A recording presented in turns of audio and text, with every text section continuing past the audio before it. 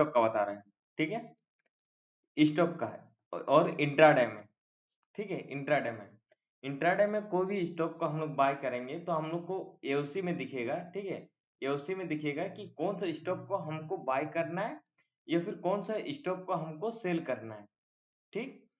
अगर हमको स्टॉक में, याद रखिएगा, स्टॉक में हम बाय भी कर सकते हैं और सेल भी कर सकते हैं। बाय करने के लिए अगर हमको 100 रुपीज का मार्जिन चाहिए तो फिर सेल करने के लिए भी हमको 100 रुपीज का मार्जिन चाहिए होगा, ठीक। इसमें मार्जिन बढ़ता नहीं है, ठीक। बाय करने के लिए जितना मार्जिन चाहिए सेल करने के लिए भी उतना ही मार्जिन चाहिए होगा, ठीक। बट इसमें हम लोग क्या कर सकते हैं, या तो ये स्टॉक का है, डायरेक्टली स्टॉक को बाय सेल कर सकते हैं, ठीक। एओसी के थ्रू हमको पता चलेगा कि स्टॉक को हमको बाय करना है या फिर स्टॉक को हमको सेल करना है, या फिर स्टॉक का ऑप्शन को हम लोग या तो कॉल बाय करेंगे या तो हम लोग पुट बाय करेंगे, ठीक। अगर मार्केट स्टॉक ऊपर जाएगा, अगर स्टॉक ऊपर जाएगा तो फिर हमको क्या करना है, या तो उसको बाय करेंगे या फिर हम कॉल बाय करेंगे, ठीक। अगर स्टॉक नीचे गिरेगा तो डायरेक्टली स्टॉक को डायरेक्टली हम लोग सेल कर सकते हैं या फिर उस स्टॉक का हम लोग पुट खरीदेंगे, ठीक है। कॉल को सेल करने में बहुत ज्यादा मार्जिन चाहिए होता है, तो इसलिए हम लोग उस स्टॉक को सेल करेंगे या फिर उसका पुट बाय करेंगे। बात क्लियर, क्लियर है ना। जैसे हम लोग क्या होता है इंडेक्स में, ठीक है, इंडेक्स में क्या करते हैं हम लोग कॉल बाय करते हैं एंड पुट बाय करते हैं, ठीक। हम लोग डायरेक्टली इंडेक्स को बाय नहीं करते और डायरेक्टली इंडेक्स को सेल नहीं करते, क्योंकि इंडेक्स को डायरेक्टली अगर बाय करने जाएंगे तो फिर उसका मार्जिन बहुत ही ज्यादा रहता है, बहुत ही ज्यादा, 1 लाख के आसपास लगता है, ठीक है। तो इसलिए हम लोग इंडेक्स का कॉल बाय करते हैं या फिर पुट बाय करते हैं। उसी तरह से स्टॉक में याद रखिए, स्टॉक में अगर हम लोग इंट्राडे में बाइंग करते हैं, ठीक है, या फिर इंट्राडे में हम लोग सेल करते हैं तो हमको 5 टाइम्स जो होती है वो हमको मार्जिन देता है, 5 टाइम्स। यानी कि किसी स्टॉक का प्राइस अगर 100 रुपया है, ठीक है, किसी स्टॉक का प्राइस अगर 100 रुपया है तो इसका 5 टाइम्स कितना होगा, 20 रुपीज। अगर मेरे पास 20 रुपीज है, ठीक है, तब पर भी हम क्या करेंगे, इस स्टॉक को हम लोग बाय कर सकते हैं, 100 रुपया वाला स्टॉक को हम लोग बाय कर सकते हैं, ठीक, क्लियर। या फिर हम लोग 100 रुपया को, अगर 100 रुपया का स्टॉक का प्राइस है तो मेरे पास अगर 20 रुपया भी है तब पर भी हम स्टॉक को सेल कर सकते हैं, समझ में आया। इसमें मार्जिन ज्यादा नहीं चाहिए होता है, क्लियर। ये वाला चीज समझ में आ गया ना। सर इसमें लेवरेज बोलते हैं क्या? लेवरेज, हाँ, मार्जिन। तो ये सभी में तो सर अवेलेबल नहीं रहता होगा, सभी ये में तो नहीं होता होगा प्लेटफॉर्म में। सभी प्लेटफॉर्म में है, ठीक है। अब देखो ये आईसीआईसी बैंक है, ठीक है, यहाँ अगर बाइंग करने के लिए जाते हैं तो यहाँ देखो, इसे ये लगा सकता नहीं, ठीक है, यहाँ एक इसका प्राइस कितना है, 1118, ठीक है। तो यहाँ मेरा क्या क्या हुआ, डिलीवरी में क्या हुआ, ठीक है, ये मेरा डिलीवरी लॉन्ग टर्म में क्या हुआ, ठीक। और इसको इंट्राडे कर देते हैं, जैसे इंट्राडे कर देते हैं तो फिर यहाँ मार्जिन कितना हो गया, 223, ठीक। वही अगर हम लोग यहाँ डिलीवरी कर देते हैं तो डिलीवरी करने में कितना लग रहा है, सेम प्राइस है, ये दोनों सेम है, ठीक। उसी को अगर हम इसको इंट्राडे कर देते हैं कितना लग रहा है, 5x टाइम 222, मतलब कि 5x मेरे को ये कम मिल रहा है, मार्जिन मिल रहा है 5x का लेवरेज, ठीक है, समझ में आया?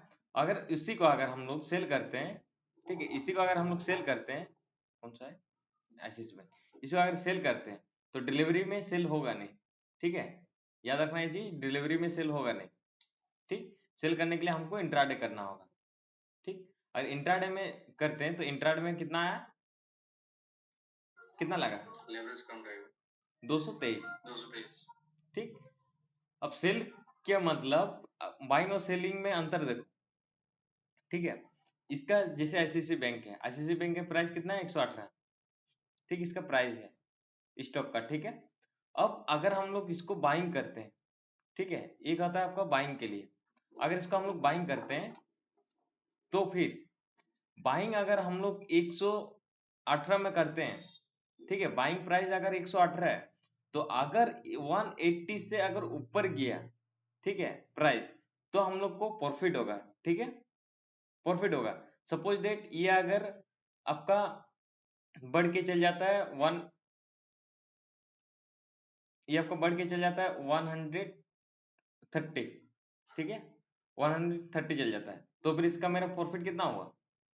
प्रॉफिट कितना हुआ? 12 पॉइंट का, 12 रुपये का। तो ये मेरा प्रॉफिट हुआ। ठीक, उसी तरह से अगर ये वाला प्राइस, ठीक है, ये वाला प्राइस अगर नीचे आता है, नीचे घटता है, तो नीचे घटता है अगर ये इन केस 1100 आ जाता है, ठीक, तो मेरा लॉस कितना का हुआ? 18 रुपया का। ठीक, ये मेरा लॉस है।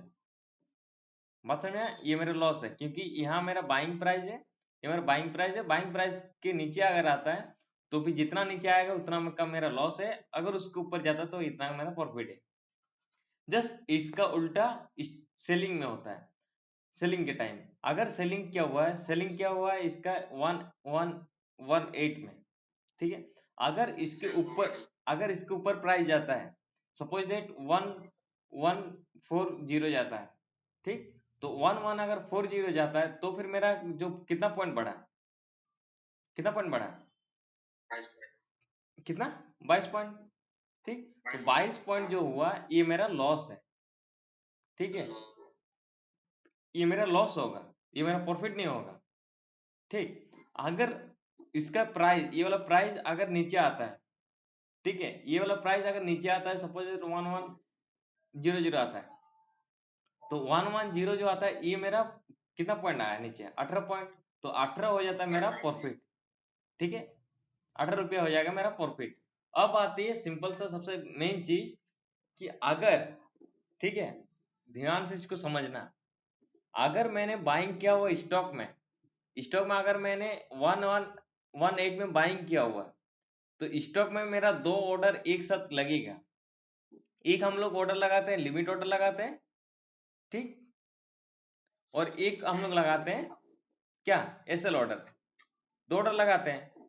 अगर हम लोग 2 ऑर्डर एक साथ लगाएं, ध्यान से इसको समझना, अगर हम लोग 2 ऑर्डर एक साथ लगाएं, ठीक है, तो 2 ऑर्डर एक साथ लग जाएगा। लगने के बाद अगर इन केस एक ऑर्डर हिट हो जाता है, सपोज दैट हम लोग का लिमिट ऑर्डर हिट हो गया, ठीक, लिमिट ऑर्डर हिट होने के बाद जो मेरा जो बाइंग पोजीशन है, ये बाइंग पोजीशन मेरा एग्जिट हो जाएगा। ठीक, बट मेरा जो एसएल लगा हुआ है ये मेरा ऑर्डर ओपन में रहेगा, ये मेरा ऑर्डर ओपन में रहेगा। अगर इस ऑर्डर को हम, हाँ, ठीक है, ये अगर आपका मतलब ऑप्शन में नहीं होता ना, ऑप्शन का जैसे इंडेक्स का ऑप्शन में नहीं होता, बता रहे हैं, अगर अगर ये वाला प्राइस, सॉरी, अगर ये वाला एसएल जो ओपन में ऑर्डर रहता है, अगर इसको कैंसिल नहीं किए, जिस प्राइस में एसएल लगाए हैं, उस प्राइस में अगर ये वाला प्राइस, ये वाला स्टॉक का प्राइस अगर उस प्राइस में आ जाता है, सपोज दैट हम लोग इस एसएल लगाए, एसएल 105 में लगाए, ठीक है, एसएल 105 में लगाए और लिमिट लगाए 130 में, ठीक, 130 अगर हिट हो जाता है तो फिर मेरा जो बाइंग पोजीशन है, ये बाइंग पोजीशन मेरा एग्जिट हो जाएगा।